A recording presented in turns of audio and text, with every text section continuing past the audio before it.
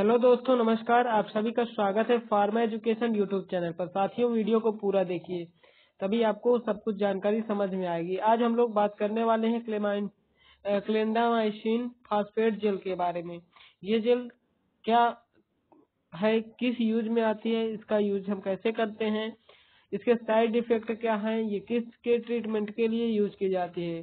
तो इस सब जानकारी के लिए आप वीडियो को पूरा देखिए। वीडियो ज्यादा लंबा नहीं है और आपको आई होप सारी चीजें समझ में आ जाएंगी। तो चलिए शुरू करते हैं वीडियो को।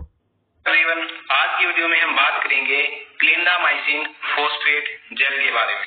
तो यहाँ पे आपको जेल दिख रही होगी, ठीक है, जिसके अंदर प्रेजेंट है क्लिंडामाइसिन फॉस्फेट।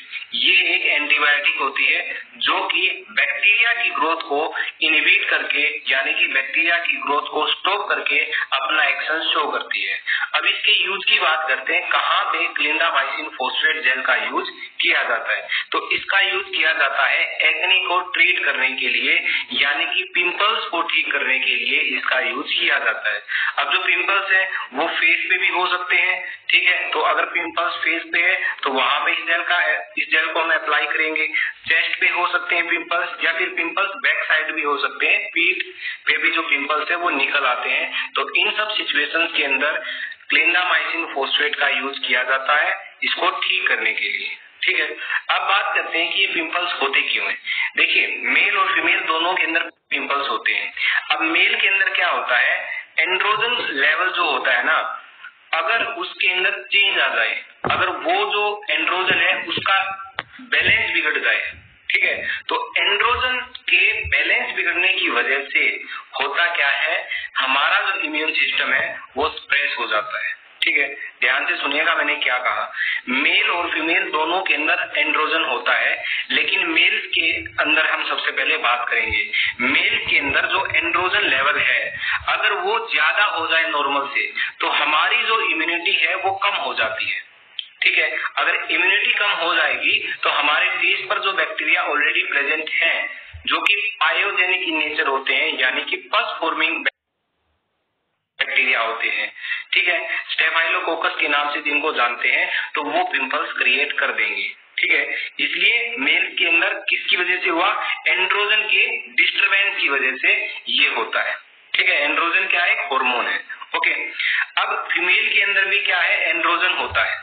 अगर फीमेल के अंदर इसका क्या हुआ, डिस्टरबेंस हुआ, तो फीमेल के अंदर भी पिंपल्स होंगे, लेकिन फीमेल्स के अंदर जो पिंपल्स है ना वो कम होते हैं। उसका रीजन मैं आपको बताता हूँ। फीमेल्स के अंदर एक हार्मोन होता है एस्ट्रोजन नाम से, ठीक है। तो जो ये हार्मोन होता है ना, ये प्रोटेक्टिंग हार्मोन होता है। फीमेल्स को ये 45 से 50% तक प्रोटेक्ट करता है, ठीक है। तो फीमेल्स को इसलिए कम पिंपल्स होते हैं, राइट। तो हमारे अंदर यानी कि मेल्स के अंदर तो कोई प्रोटेक्टिंग हार्मोन नहीं होता है। जब भी एंड्रोजन का डिस्टरबेंस होता है तो पिंपल्स निकल आते हैं। क्यों निकल आते हैं, क्योंकि एंड्रोजन का जो लेवल है वो जैसे ही डिस्टर्ब हुआ तो इम्यूनिटी कम हो जाती है। तो इम्यूनिटी कम होने की वजह से पिंपल्स हो जाते हैं, ठीक है। आई होप आपको ये जो चीज है मैंने आपको बताई है, छोटी सी इंफॉर्मेशन दी है, ये समझ में आई होगी, ठीक है।